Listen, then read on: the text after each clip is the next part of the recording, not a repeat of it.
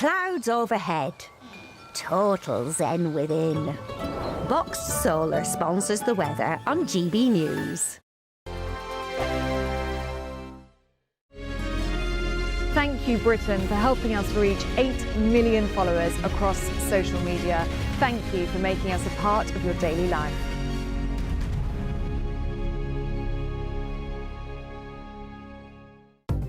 Good evening, this is the latest AI travel news from GBNews.com. Disruptions are reported on the M8 eastbound at junction 22, with a lane closed due to an incident. Congestion affects the M4 westbound between junctions 39 Groves and 42 Earlswood. Delays occur on the M62 eastbound near Leeds between junctions 29 and 30 as one lane is closed. Near Rochdale, between junctions 19 and 20 eastbound, a broken down vehicle blocks 2 lanes. The M1 northbound at junction 13 in Bedfordshire reports an overturned vehicle closing a lane.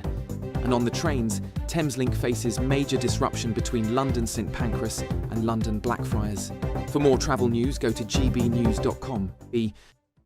It's the greatest cash prize of a Great British giveaway so far. A simply stunning £85,000 in tax-free cash to spend on anything you like, making 2026 your greatest year to date. That could get you that brand new car, extend and improve your home, take you away on that bucket list holiday, or just give you some peace of mind over the coming months. For a chance to win £85,000 cash, text cash to 63225. One entry costs £2.50 plus one standard network rate message, or text bonus to 63225. 5 entries cost £5 plus one standard network rate message. Go to gbnews.com/win. Entries start at £2.50. Call 0903 686 3232. Calls cost £2.50 plus your network access charge. Or post your name and number to GB18 PO Box 8690 Derby DE1 9TT. UK only. Entrance must be 18 or over. Blinds close at 4 p.m. on the 30th of January. Please check the closing time if listening or watching on demand. Good luck.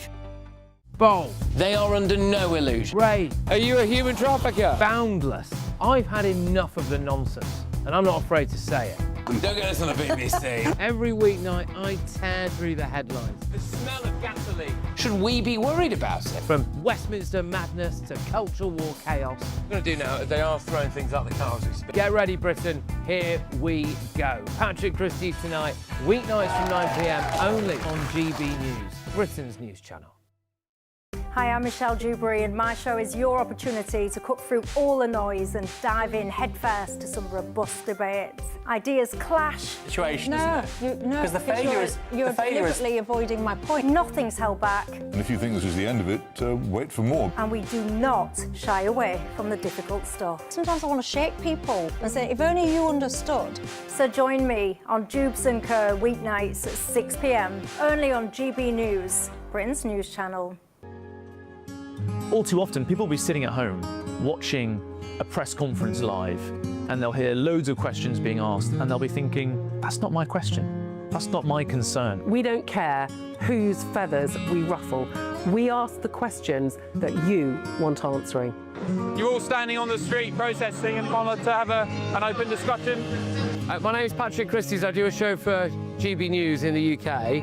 Is it possible to talk to you quickly? Journalism in this country has been a cosy world full of groupthink until now. Well, this is the best view ever of Whitehall, looking out across all the tractor drivers of England who've come together to make their point. Hello, so as you can see, I'm here in Westminster as the protest begins. Yes, I'm very much in the thick of it. Look, we're challenging narratives here at GB News, and that's what sets us apart.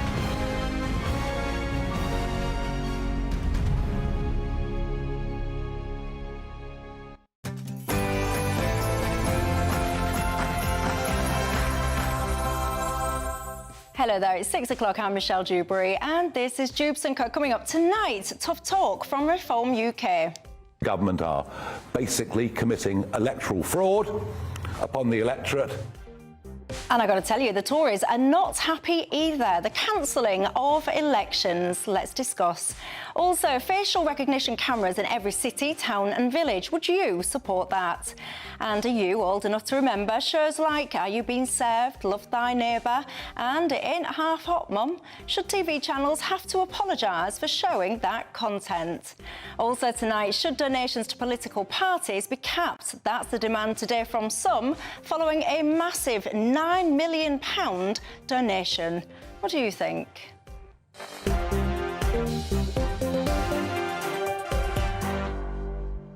I'll tell you tonight, I also want to ask you as well, Israel, they're going to be allowed to compete in Eurovision. Not that I ever watch that stuff, but many people deeply upset about that. What do you think? Keeping me company tonight, my panel, not one but two new faces. Former Tory MP Daniel Kaczynski and the former political director to Sir Keir Starmer, Luke Sullivan. But here, first up are your 6 o'clock news headlines.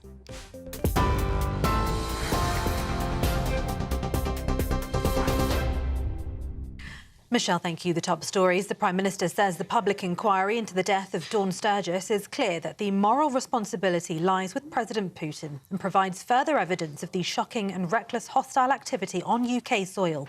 The report today found the operation to poison double agent Sergei Skripal in Salisbury was authorised at the highest level. Russian military intelligence agents acted on direct instructions before recklessly discarding the perfume bottle that later killed Miss Sturgis. Investigators say her condition was unsurvivable after she unwittingly sprayed herself with the Novichok from the perfume bottle left by the Russian hit squad.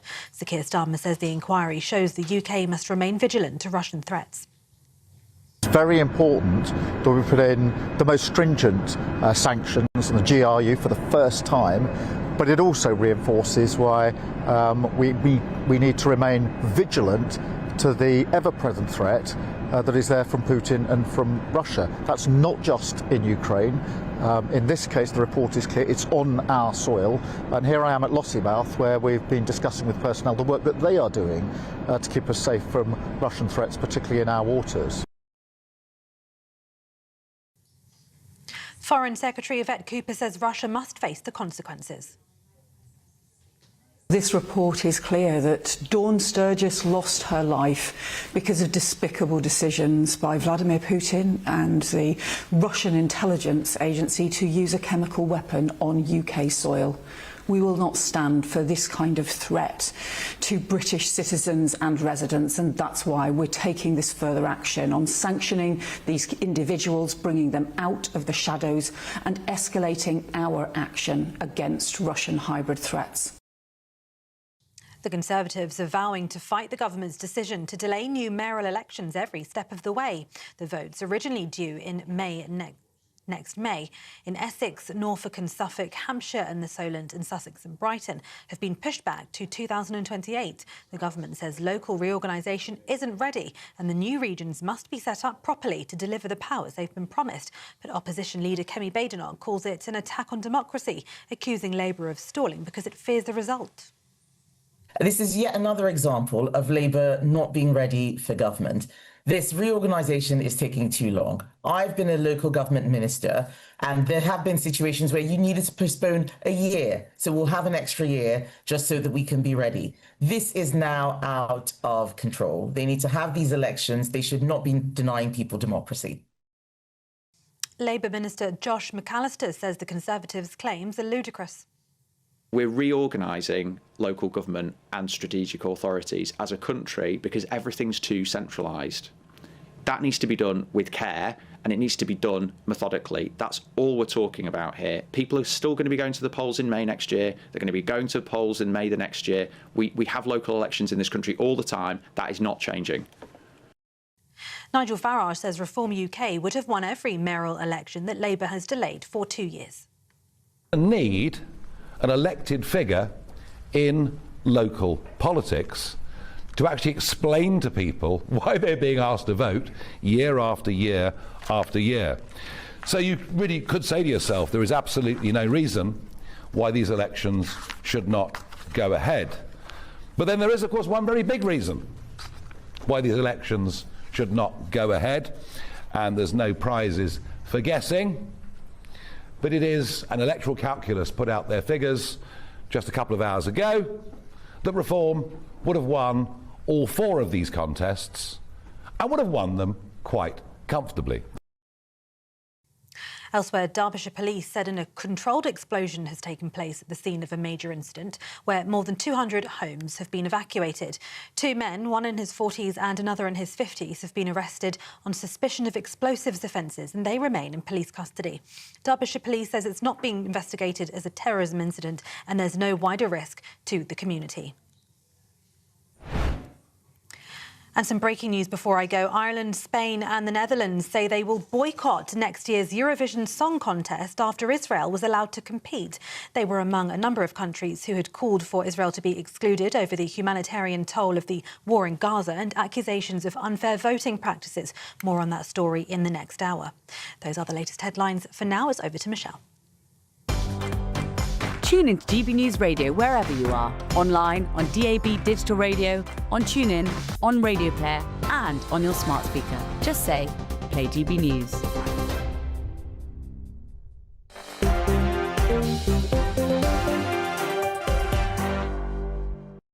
Thank you very much for that, Tatiana, and hello, good evening to each and every one of you. My name is Michelle Dewberry. This is Dewbs & Co, keeping you company until 7 o'clock tonight. Someone's keeping me company, look what I found. If you're listening on the radio, I've got a little elf, a little friend. I'm very happy about that. Everyone needs at least one friend in life, don't we? So that can keep me company as well till 7 o'clock tonight. So alongside me, I've got my panel. We like new faces, ladies and gents, and I've got not one, but two. What an absolute treat for you.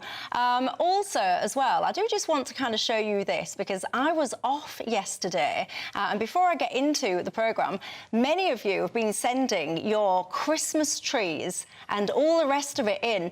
You're absolutely obsessed with this. In fact, actually, how rude, because I've been talking to these two before, so I feel like I already know them. So you don't know them. You're thinking, who are these two fellas sat next to Michelle? I've got the former Tory MP, Daniel I was doing so well. You were doing so well before. Kaczynski, there you go. And the former political director to Sir Keir Starmer, Luke Sullivan. Many people would credit Luke Sullivan as one of the reasons that Labour actually stormed to victory in the 2024 election. So I think we're going to have lots that we need to discuss. You can join the conversation in all the usual ways. You can email me gbviews@gbnews.com. You can go to the website gbnews.com/yourself. Of course, you can tweet and you can X me. But look, I was so excited then to share with you these trees that I jumped ahead of myself. Look at this one from Linda. She got in touch with me and said, Michelle, you know, it's not all about size. We're showing all of these big ones the other day. Look at her. She said she's got this little candy cane Christmas tree. She said she lives on her own and it makes her smile. Well, I like that. And look at this one as well, an upside down tree. This is Karen's. Let me get this up. If you're listening on the radio, you'll have to take my word for this. This is an engineering spectacular kind of thing. It's a Christmas tree, as Karen describes, upside down, hanging from the ceiling.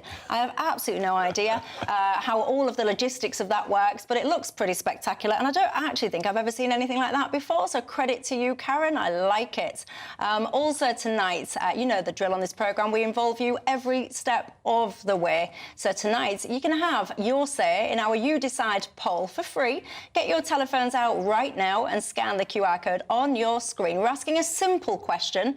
Do you think that political donations should be capped? The reason I'm asking that, and I'll get into it later on, is because a donation has gone in to Reform UK. Get this, I hope you're all sitting down. £9 million, ladies and gents. This is the largest political donation from a single individual that's living. Obviously, you've had the £10 million one from Lord Sainsbury previously, but £9 million, lots of people saying enough is enough now, Michelle. Let's cap these donations. Do you agree? And also, if you do, get in touch and tell me what would you cap them at then. But look, without further ado, let's get into the programme. So much that we need to discuss. Let's listen to a clip from Nigel Farage. This was earlier on. He was giving a press conference. He's furious about what he says, basically, is electoral fraud. Take a listen. So you really could say to yourself, there is absolutely no reason why these elections should not go ahead. But then there is, of course, one very big reason why these elections should not go ahead, and there's no prizes for guessing. But it is an electoral calculus put out their figures just a couple of hours ago that Reform would have won all 4 of these contests and would have won them quite comfortably. It's not just Reform UK that are unhappy about this, Daniel. The Tories as well have been vocal in criticising this decision today. What's your thoughts? Well, I was listening to the previous Labour MP who was on, the MP for Poll Service, saying, well, they need more time to prepare these authorities for the elections. The mayor will need an office and a desk. How long does it take to actually, get an office ready for a mayor? I think it's a very bad look for the Labour Party when, in one opinion poll today, they are on 14% popularity rating. The prediction is that they would lose all of these mayoralties. And so when a political party is in office, this deeply unpopular, and is postponing elections, they can't get away from the accusation that they're doing this because they're going to face a political bloodbath. Yeah, but so you've had county council elections postponed previously, and many people are saying that actually the Tories was quite happy for that to happen because it benefited the Tories.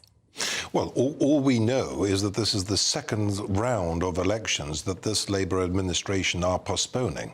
And so far, the main reason is they're saying they need more time to prepare these jurisdictions for the new mayoralties. As I say, does it really take 2 years to make these local government changes? The accusation is they are frit. Oh, well, let me just show you some of those stats, only because Daniel just alluded to them before I bring Luke in. So this is from the electoral calculus, and what they've said is in those 4 areas, so you've got Essex, Hampshire, Norfolk and Suffolk, Sussex and Brighton, they essentially, as Daniel just suggested, had Reform estimated to be the winner in every single one of them. Are you guys for it, Luke? What are you doing? No, look, I understand the charge that's been made against the government by both the Conservatives and Reform, and I think if Labour were in opposition and the Tories or Reform had done this, we would make the same charge. I think it's perfectly legitimate to set these bodies up so they are ready to hit the ground running. I agree. I think everybody would want to get on and have the elections. I don't think there is any sense that the Labour Party is not holding these elections because of, for the reasons given. Actually, I think it's quite dangerous to allege that because I don't think that's what's motivated this government to make this choice. But lots of people think that it's not just a random kind of sidelined thought. That's quite a mainstream view. And if it was just that in its, just that in its kind of lonesomeness, people might think, oh, OK, you could take it or leave it. But it comes against a backdrop, a dire backdrop. And actually, Daniel, you mentioned it as well. A poll came out just yesterday, I'm sure you've seen it, from Find Out Now. It puts Labour at its lowest rating ever. So it puts Labour on 14, Greens obviously surging to 18, Tories 20, and Reform UK on 31. So things are not looking good for Labour. Well, there's no denying that the polling position is, not in a good place for where the government are. And everyone from the Prime Minister downwards in the Labour government understands that the poll ratings are not good. We've got these huge set of elections in May next year, both in Scotland, Wales. There are these mayoral elections that aren't going on, but there are huge elections all over the country. I think at the moment it's very clear that the Labour Party are not looking like they're going to do well in those elections. But then what interests me, if you say that it's acknowledged from the very top down, and just in case you're just tuning in, Luke was very pivotal, many would suggest, to the Labour Party's victory in 2024. And then actually you went off and went into the private sector and did other things. But if they're so aware from the top down that their poll ratings are so poor and all the rest of it, you've just seen a budget which, that poll there has come out obviously after the budget, and your popularity has decreased again. Why aren't they trying to appeal to the public then? Why are they more bothered in trying to appeal to their own kind of party members and stop the kind of falling out amongst themselves? Yeah, look, I get the charge. I think there were some really positive things in the budget. The government are obviously very, very keen to do something about the cost of living, and they recognise that for your viewers out there, many of them have had, a really difficult sort of 14, 15 years where we've been hit by different hits to the economy, to our way of life, and life is tough. And that was why one of the top things that Rachel did in the budget was this £150 that's going to come off of energy bills. Now, there was a host of things in that budget, but I think the government do get how unhappy the public are and how much they want change and they want the country to improve and get better. And they are focused on trying to do that, but obviously the poll ratings are where they are at the moment. I read something today, and I'm going to find it as we discuss because it was at the front of my mind, it's just gone out of it, that actually now bills are going to increase because we're going to have to be, as a household, we're going to have to pick up these tabs for a variety of different things. So whilst you're talking about 150 quid, I'm sure the figure that I was reading today was something like an increase to bills of about 110 quid or something. Yeah, so there's, I think this is the Ofgem announcement, who are the big regulator, and have essentially, because our energy network has not been invested in for many sort of decades, they have agreed a whole host of modernisation of the system, which will improve it, will mean that there's more resilience in it and there's more efficiency. But yes, there is a cost to that, and it is going to mean that I think it's going to average out about £29, I think, on people's bills overall. But then how can you, I mean, your kind of golden egg, you just volunteered this yourself, is this 150 quid. And it's almost instantly been taken back again. Well, I think the government. I think the government will argue that's not the case, and that they are doing the £150 straight away. Well, in April, which will come off people's bills, and these other costs to improve the energy networks will take time to feed through. But yeah, you're right, this is a big investment that needs to be made to improve our energy system and ensure that we've got a network that's safe and resilient, you know, for many generations to come. So you guys will be the final judge of what you make to that. What do you think to that suggestion that you shouldn't be suggesting that Labour are fit and all the rest of it when it comes to these cancellations? Well, look, I mean, I was the only Conservative MP who was born and lived in the communist country where there were no elections. And so I'm acutely aware of the difficulties for societies when there is somebody in office, somebody in power, somebody making decisions, and they have not been authorised by the people. I think we've got to be very, very careful about delaying elections.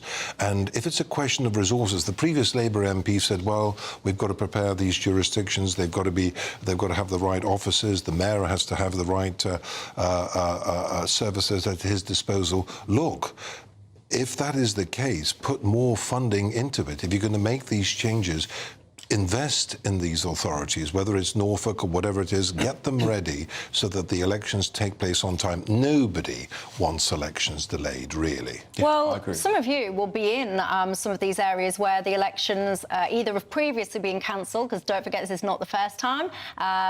What do you make to it? Do you care? Do you sit there and say, well, actually, Michelle, it makes sense to delay it and we'll wait? Or do you actually have the view that it's actually unacceptable? Please do join the conversation in all the usual ways.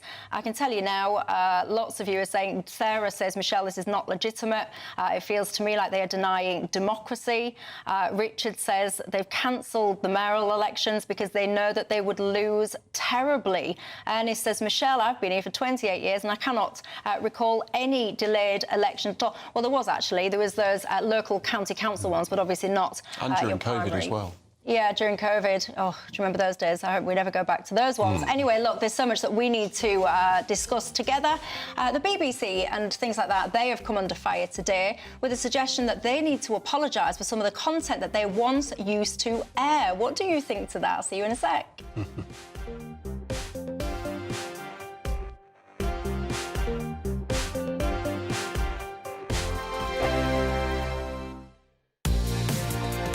Mornings don't have to be tiresome, especially if you have the right company. Wake up to news as it happens, opinion and debate, and of course, a little bit of entertainment too. Because when the kettle's on, we're on. That's Breakfast on GB News, a show worth waking up for. Every morning from 6 a.m. Only on the People's Channel, Britain's news channel. We'll spread the news, you spread the word. From the school run to the home run, watch a new show for all of Britain. He can say whatever he wants. A straight talking show where all voices are heard. And, you know, when are we going to stop talking about smashing the gangs and actually do it? With the stories that matter from every part of our country. There's a bit of a crash landing there for your Chancellor. Bold, fearless and standing up for you. That's me, Martin Dewbs, 3 p.m. till 6 p.m. weekdays, here only on GB News. The People's Channel, Britain's news channel. Westminster's full of talk, but out here, it's the real world. Am I allowed to talk then? No, that's it. This is where it matters, real people and real lives.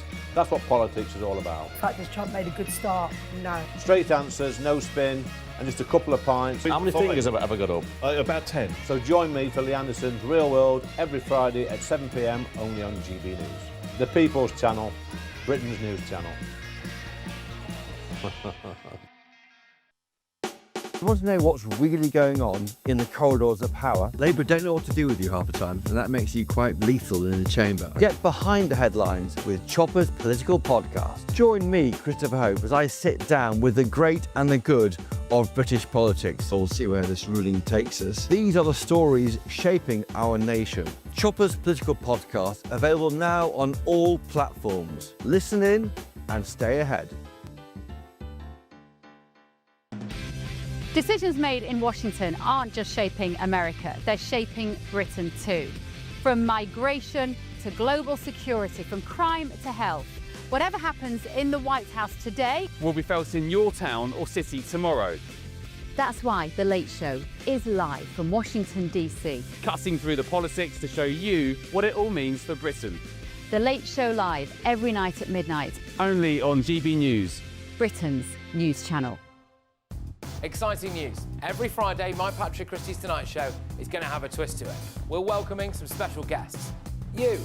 That's right, on Fridays I'm going to be doing my show in front of a live studio audience because this show is about you and what you have to say. It's going to be the same big debates, same big topics, same big opinions. But every Friday night at 9 p.m, you are invited to come on down to Patrick Christie's Tonight to be a part of the action. Only on GB News, the People's Channel, Britain's news channel.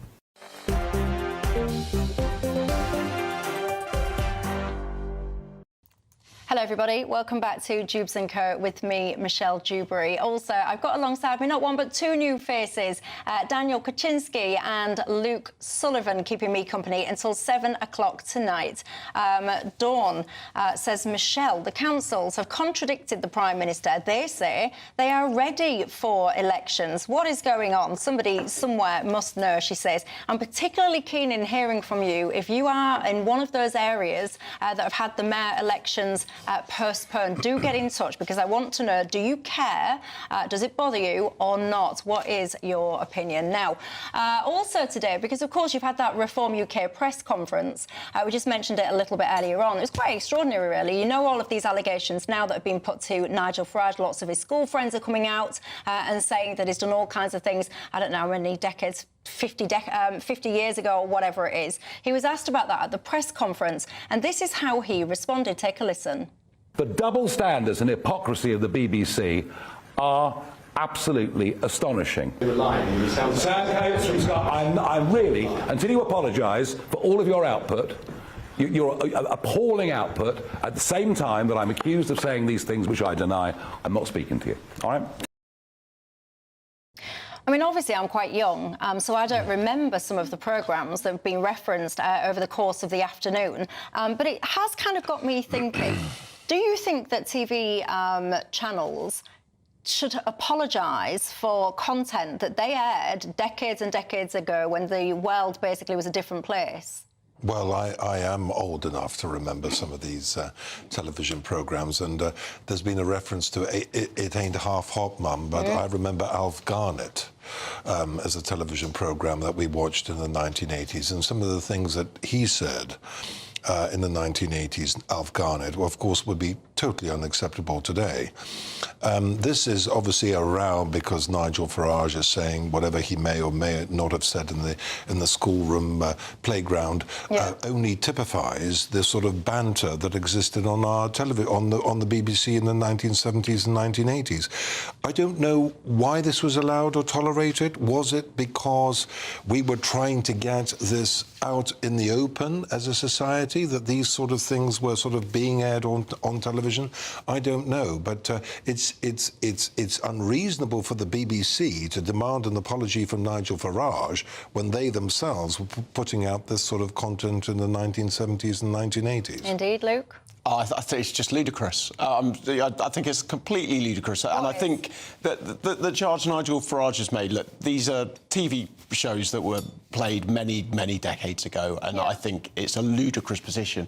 I think what's actually quite interesting here is Nigel Farage seems under pressure on this question of remarks he said as a schoolboy. And I think, you know, what you saw was Nigel Farage quite smartly, cleverly, from his point of view, come up with something to get the attention off of those questions onto this. And, you know, we're on your show talking about it. So to a degree, it's worked. But I think fundamentally, it's a very, very odd charge. But can I just say, though, that, I mean, to challenge a politician, you know, normally we judge a politician by what he does or what he or she does or says whilst they're a member of Parliament.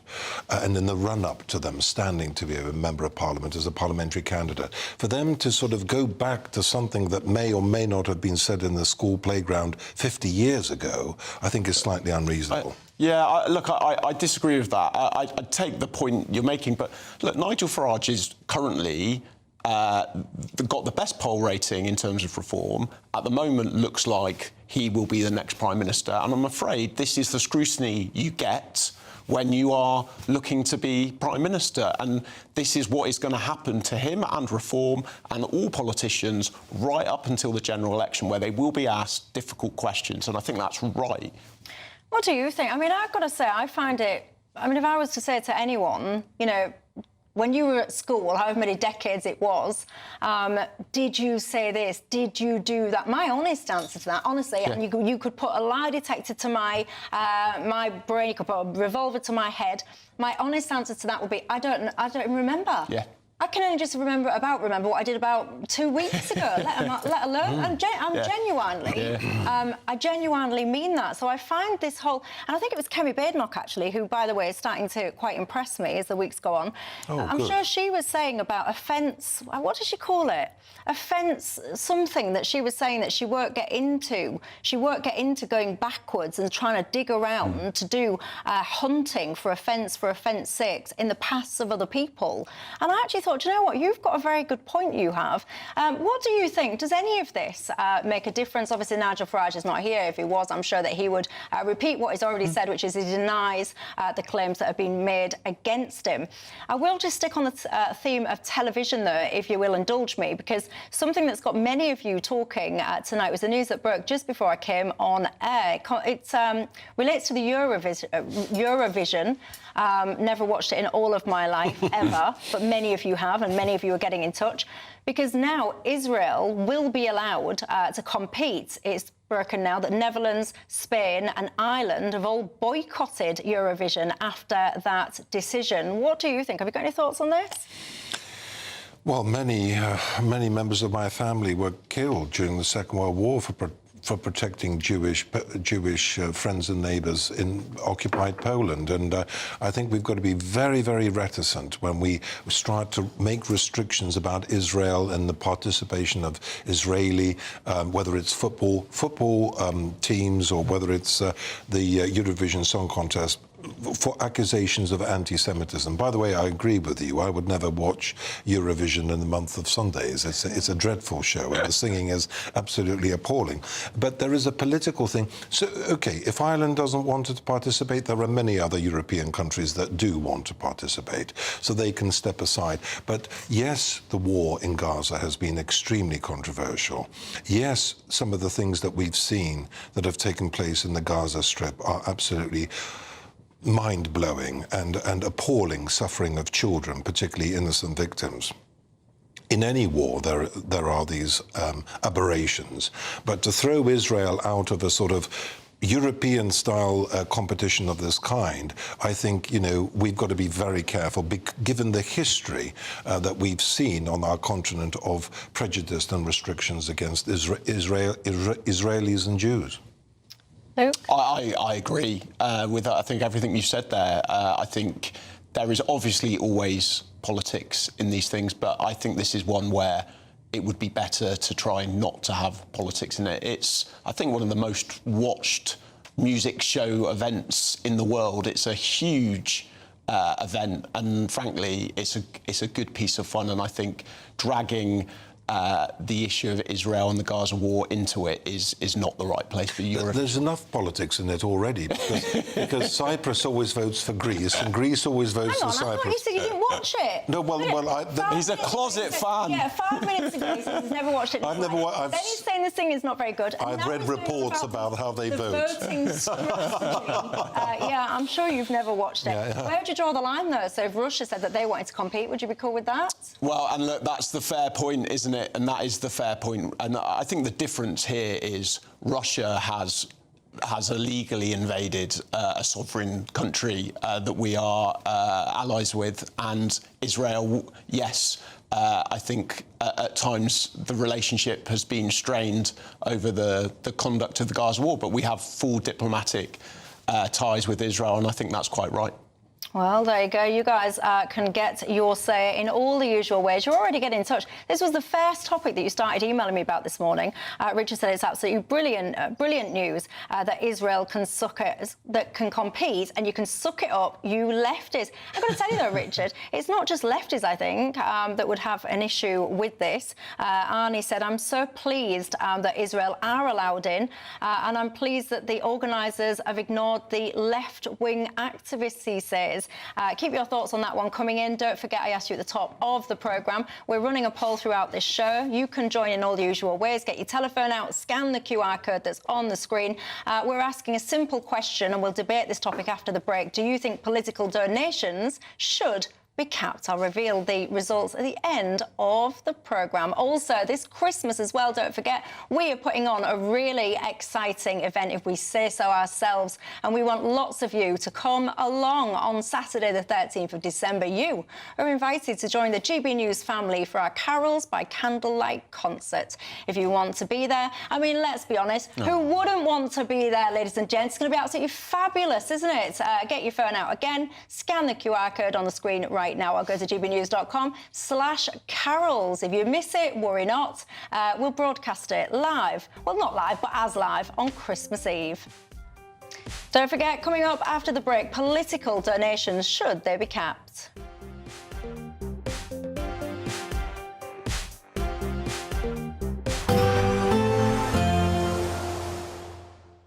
Ready to soak up that holiday sunshine? Won't we need some cover? No worries. All sorted. All Clear Travel Insurance sponsors GB News Travel Destinations Forecast. Heavy rain and strong winds across the eastern end of the Mediterranean, bringing some pretty heavy downpours across parts of Greece in particular during Friday, but also southern parts of Turkey with those gusty winds. Showers again for southern Italy, particularly for Sardinia and Sicily. The east coast of Spain and the Balearics looking largely dry and fine on Friday. Plenty of sunshine across the Canaries. That will continue as we head through the weekend, and things should calm down in Greece during the weekend as well. All Clear Travel Insurance sponsors GB News Travel Destinations Forecast.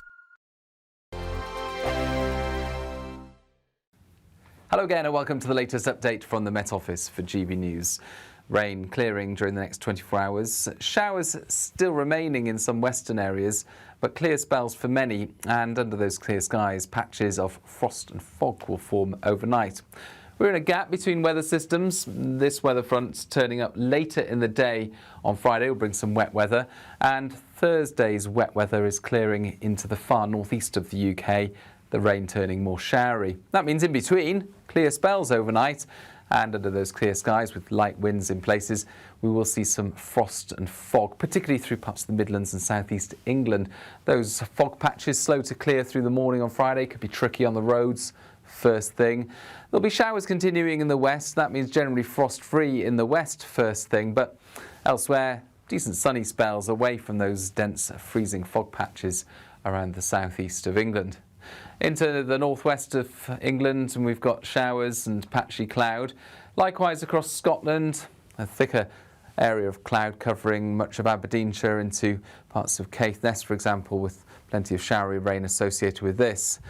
That is accompanied by stronger winds, but winds will be lighter through eastern parts of the UK during the day, with plenty of sunny spells. Not too bad at all, but further west, the weather deteriorates once more. The next Atlantic frontal system moving in, bringing wet and windy weather by the afternoon, particularly for Northern Ireland, Wales and the southwest. Strengthening winds, coastal gales, and that sweeps through overnight. Again, replaced by plenty of showers and gusty winds, particularly around southern and southwestern coasts. These showers will be heavy and prolonged in places. A very unsettled outlook for the start of the weekend. It doesn't get much better. For Sunday, another band of rain moves through, once again replaced by showers, and low pressure remains in charge for the start of next week.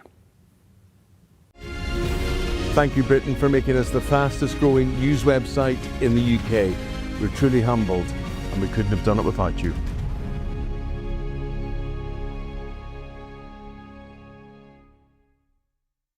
Good evening, this is the latest AI travel news from GBNews.com. A road incident closed one lane on the M8 eastbound at junction 22, joining the M74 junction 1 southbound. The M62 eastbound in Leeds between junctions 29 and 30 has a collision, closing one lane. All lanes on the A1 southbound in Lincolnshire between the junctions with the A607 and the A151 are closed due to an accident. A collision on the M3 westbound in Surrey between junctions 3 and 4 has led to 15-minute delays. And on the trains, major disruptions on cross-country between Exeter, St David's and Taunton, and on Great Western Railway across multiple routes. For more travel news, go to gbnews.com.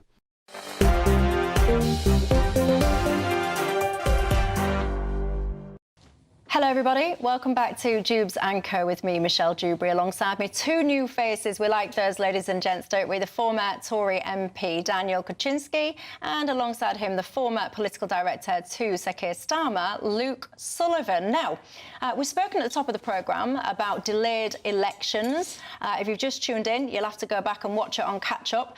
One of the reasons that people raise eyebrows about this is because it comes on the backdrop of mandatory digital ID that we're about to end up with, and also this next subject of facial recognition technology. This is something that this government seems very keen on, and now what we've got is a consultation looking at whether or not this stuff basically should be all over the place in every town, city and village and all the rest of it.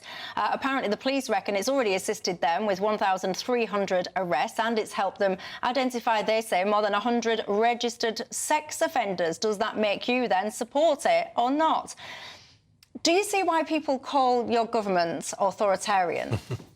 I understand that argument can be made, and policies like this obviously fit that frame if you're trying to argue it. But, I mean, my personal view on this is that this is a good thing. I mean, I think fundamentally we live in the country with, I think, the highest level of CCTV, but we haven't got the latest technology, and this does work. Now, there absolutely has to be checks and balances. There needs to be like a really robust framework around this to make sure it's being used safely. But I think, as you've just said yourself, I think that's from a trial in London where they've been using it here, and it has caught people who are criminals. It's also caught the wrong people as well, hasn't it? It's identified people that have done nothing wrong. And actually, many people that are against it would say that it contributes to the sense of a surveillance state, because not only have you put everything together, you know, you've gone from being able to meander around at your own free will to now being in a situation where potentially not only are you watched by CCTV, but you're now going to be cross-checked constantly with your face scanning with this recognition. You're going to have your digital ID. This is not what people voted for. It was not in your manifesto. No, I think that's a fair point to make in terms of the manifesto commitments. But I do think this does have a role to play in trying to get crime down. And I think, you know, consistently, crime is always posed as an issue that people are worried about and people see. And I think the government have tried to frame this as, as significant as when we had DNA evidence brought in, and that which, has prosecuted, thousands of people who have committed horrendous crimes. I think you're right in the sense that we need to make sure that there aren't people who are caught who are perfectly innocent going around doing their business, and we have to make sure we get the balance right. But I do think, this is a consultation at this stage. I think we do need, it's coming in some shape or form. It's already there. I think what we need is this debate to voice these issues and the government to respond, with a really robust framework to make sure that it's safe for everyone to go around their business. Doc, says Michelle, this would be fine if it was used for legitimate reasons, but I just don't trust the Labour Party to do this. I feel it's creating a surveillance state to monitor everybody. Keep your thoughts coming in. What do you think? Well, I think that perhaps that we, the citizens, are having more and more of our rights denuded as a result of the fact that, unfortunately, still today in the United Kingdom, crime pays. And particularly here in London, under Sadiq Khan, I'm afraid, the number of phone thefts, I'm appalled that overseas visitors say to me, I'm not going to visit London now, it's not safe. That is an appalling state of affairs, because, of course, tourism is our #1 income generator in places like Westminster, at Pimlico, Maida Vale, and places like that. Tourism is hugely important. So we're looking at this from a different perspective, in the sense that the government is saying it's all about resources, it's all about empowering the police to have more resources to deal with criminals. I would argue, with the massive tax increases they've just imposed, 46 billion in the last budget, 26 billion in this budget, it should be going into the prison service, which the Conservative government did not invest. I was just about to say, if you felt that passionate, you could have done it. It did not. No, well, it is absolutely true. The previous Conservative government did not put sufficient resources into the prison service, and it's at breaking point. So they should be focusing, if they're going to increase taxation. But one of the reasons that we didn't put more resources in is because we kept taxation low. The Labour Party is increasing taxation at unprecedented levels, and if they're going to increase it by unprecedented levels, rather than giving it on welfare payments and the children lifting the benefit child benefit cap, and massive increases in public sector wages, which are demanded by the trade unions, they ought to be putting it in prison service, and also in making sure that crime doesn't pay. Sadiq Khan and the people in London who are responsible for policing, they need to make criminals fearful and think twice about committing crime, rather than looking at it, well, how can we, by denuding our rights as citizens, help the police to fight criminals?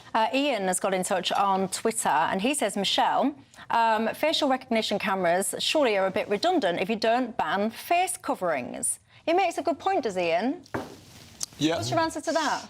If you can walk around in, I don't know, whatever, actually. These days you can walk around at protests with your face covered up.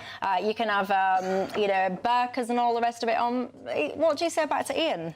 Look, I get the point he's raising. Look, people will always find ways to evade any check or system that's happening. That's just the way of the world. And I think, criminals will try and find ways around this. They will ensure they don't. Ban face coverings out in public, just out in public. Why should anyone, for any reason, be able to conceal their identity from you? I think there are, I think the Labour government is being accused of being authoritarian, and I think to then ban face masks and coverings everywhere people go, I think people would rightly think that was a infringement. If you want to go to a mosque, you can wear your burqa, and if you want to ride your motorbikes or whatever, you can have your crash helmet on and all the rest of it. But when you're meandering around in polite society, it is basic. Well, it's just basic common sense. You shouldn't conceal your identity.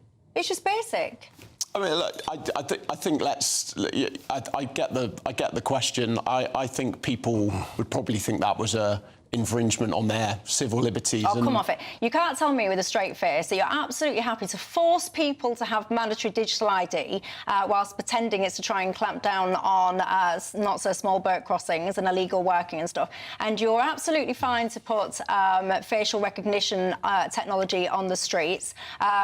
But it's a step too far to say you can't conceal your face. Well, I think the question I think we'd say is, you know, if people are going about their business perfectly lawfully and they're not doing anything wrong, I think, to your point, it's where do people who are going out to protest, to cause trouble and covering their face, I think that is wrong, and the police should have the powers to make sure that anybody who's trying to go about... Which they don't, by the way. All you've got to do is you can go around on a Saturday in places like London and you see all these people with whatever it's called now, that Palestinian... What's it called? Yeah. What's it called? What's it called? A kafir or whatever you call it? Oh, yes. Yeah, kafir. And they cover their faces all the time. You can see it in the streets. I see it all the time. What do you think about full face coverings, to Ian's point? Well, I think that there are certain European countries. I think France is one of them, isn't it? And I think Italy is looking at this. But there's certainly some European countries that have banned the wearing of these veils, certainly in state institutions and certain public places.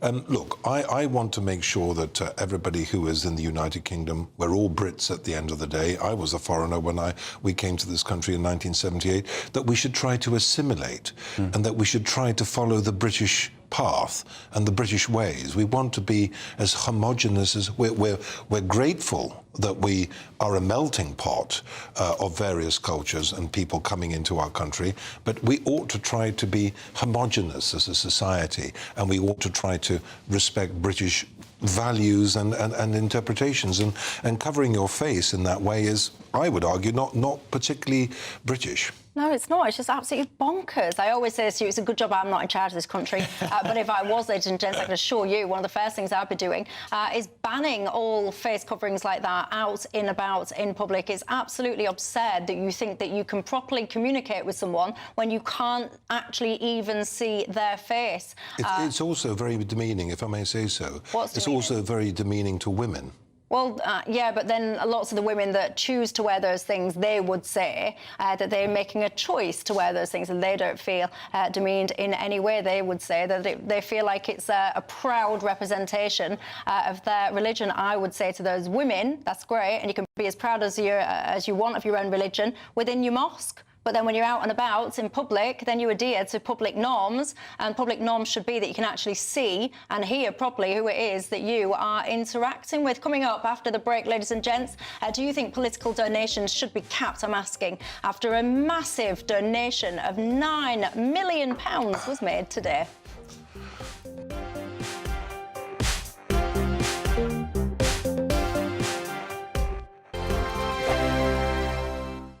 I'm Michelle Dewberry, this is Dewbs & Co with you. Hello everyone, Patrick Christie is here. GB News, Britain's news channel. Access the stories that matter to you. Take the GB News family with you on any device. And as long as you have an internet connection. Tune in to GB News, anywhere on the planet or beyond. GB News, the People's Channel, Britain's news channel. At GB News, we love to hear from you, our loyal community. So drop us a line at gbnews.com/yoursay. There you can talk to each other and also to the presenters live on air. gbnews.com/yoursay, because GB News is your channel, Britain's news channel. Bold. They are under no illusion. Ray. Are you a human trafficker? Boundless. I've had enough of the nonsense, and I'm not afraid to say it. Don't get this on the BBC. Every weeknight, I tear through the headlines. The smell of gasoline. Should we be worried about it? From Westminster madness to cultural war chaos. What I'm going to do now, they are throwing things out the car as we speak. Get ready, Britain. Here we go. Patrick Christie tonight, weeknights from 9 p.m, only on GB News, Britain's news channel. Join me, Nana Okoye, for an informative, interactive news programme with a difference. It's fun. No, he didn't say that, Dave. I'm so surprised. I think there's an element of truth to that. Join me from 3 p.m. every weekend, only on GB News, Britain's news channel. Mornings don't have to be tiresome, especially if you have the right company. Wake up to news as it happens, opinion and debate, and of course, a little bit of entertainment too. Because when the kettle's on, we're on. That's Breakfast on GB News, a show worth waking up for. Every morning from 6 a.m. Only on the People's Channel, Britain's news channel. We'll spread the news, you spread the word. Britain was once the envy of the world. But look around. A nation that no longer knows what it is or where it's going. A country that's broken. How do we fix Britain? How do we bring it back? Friday night with Matt Goodwin at 8 p.m. only on GB News. Decisions made in Washington aren't just shaping America, they're shaping Britain too. From migration to global security, from crime to health. Whatever happens in the White House today will be felt in your town or city tomorrow. That's why The Late Show is live from Washington, D.C. Cutting through the politics to show you what it all means for Britain. The Late Show live every night at midnight. Only on GB News, Britain's news channel.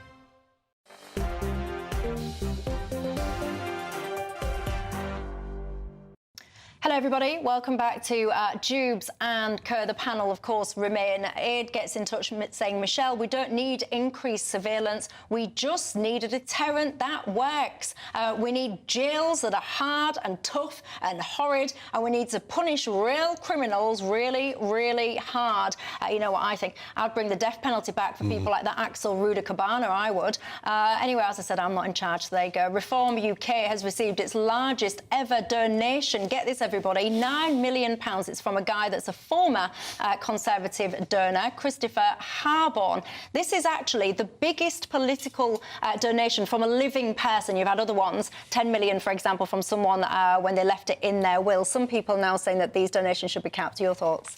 I think we should have the debate. I actually think that it's right that people were able to donate, and frankly, if I had £9 million to donate and I was interested in politics, I would hope it would have been the Labour Party rather than Reform. But actually, I think it's a civic good that he has donated money to a political party, because ultimately it's one of the things that makes us stand out as a functioning, flourishing, vibrant democracy, is to have politics funded properly. And, you know, I think the Reform will be rightly very happy to have got so much money through. But we do have a set of caps, in a sense, in terms of very strict spending limits around constituency elections. But I do think we do need to look at some of our election rules, because we're now in an age of social media and there's much more campaigning goes on online, and a lot of that is not got a proper legal framework. And I think the government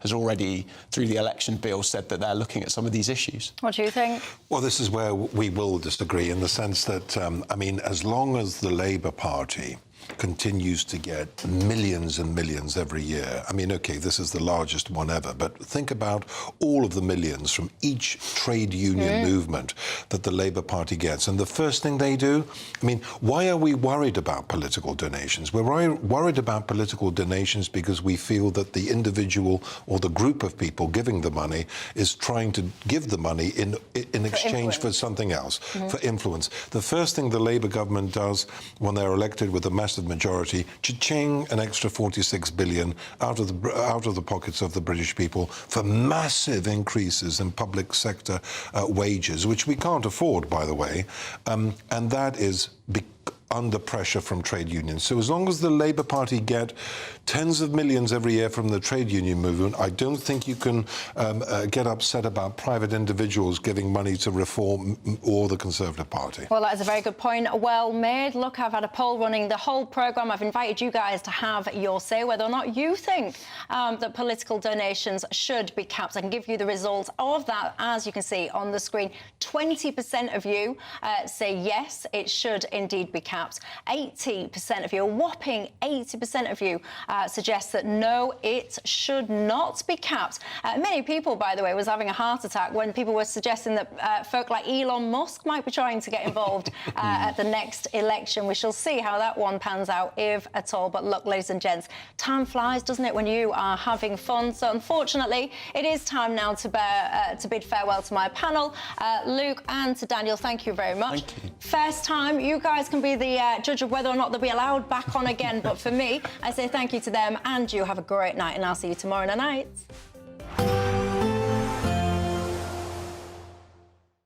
Expect warm spells with the odd rude interruption. Box Boilers sponsors the weather on GB News. Hello again and welcome to the latest update from the Met Office for GB News.